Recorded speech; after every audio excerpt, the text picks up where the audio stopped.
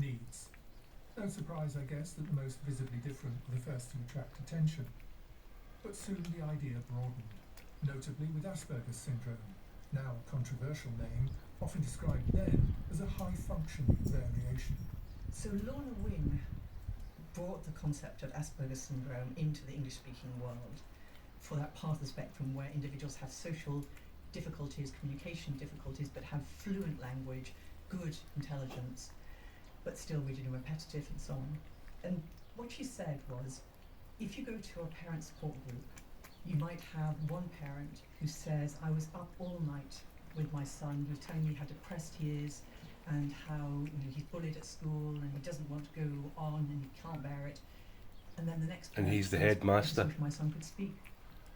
And she said those two parents can't support each other at all. They have such different concerns, rightly. So she gave the term Asperger's syndrome for that part of the spectrum, but she didn't see any clear blue water between Asperger's and the rest of autism. So she brought it into the English-speaking world. And in the 1990s, Asperger's disorder entered the diagnostic manuals. And just talk to us specifically about the effect on the perceived prevalence. Yeah. So the introduction of Asperger's disorder into the diagnostic manual really changed things. It opened up a different part of the spectrum to be recognised. Suddenly it's a real sea change. The autism net was cast wider. And at the same time, with the publication of the 4th edition of the Diagnostic and Statistical Manual of Mental Disorders, or DSM-4, in 1994, wider again. And the other big difference in the DSM-4, they introduced what was meant to be a safety net diagnosis. Pervasive developmental disorder, not otherwise specified, PDD-NOS. And this was meant to be for people who just missed the criteria for autism so that they would still get help. For various reasons, it became by far the most prevalent diagnosis, especially in America. And it wasn't helpful because you didn't know in what way they just missed. So it was a rag bag, but it increased the numbers. So in 2013, the most recent version of the DSM-5, brought together and rolled into one Asperger's disorder, autistic disorder, PDD-NOS, all into autism spectrum disorder, because the distinctions were not supported by research. I was part of the DSM-5 work group for developmental disorders, as they were called, and actually at the time, very, very controversial.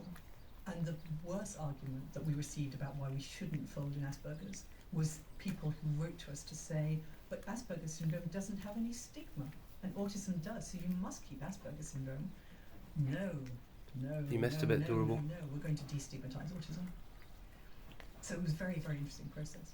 And now I think people aren't hankering after Asperger's syndrome, partly because of the reputation that Hans Asperger has had since, or the controversy about his role in Vienna under the Nazis.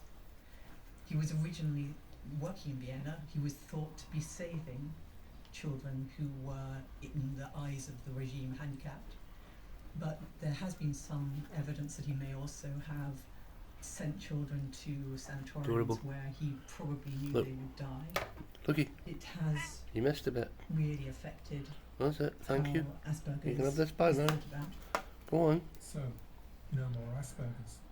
And no more PDD-NOS. Go on, finish it. All now rolled into one. Oh, I see. One of the biggest motivations, the I see. removal of stigma, with the aim of broadening all our minds. And perhaps helping us see what was probably always there. More of the autism in other groups, previously overlooked. My name is Told Sarah you, yummy Hendricks. parts. I am the author of Women and Girls on the Autistic Spectrum. I'm also mum to two neurodiverse autistic ADHD adult children, Neurodiverse. and I'm autistic and have ADHD myself. Sarah also works as one of a team who Hell. diagnose autism.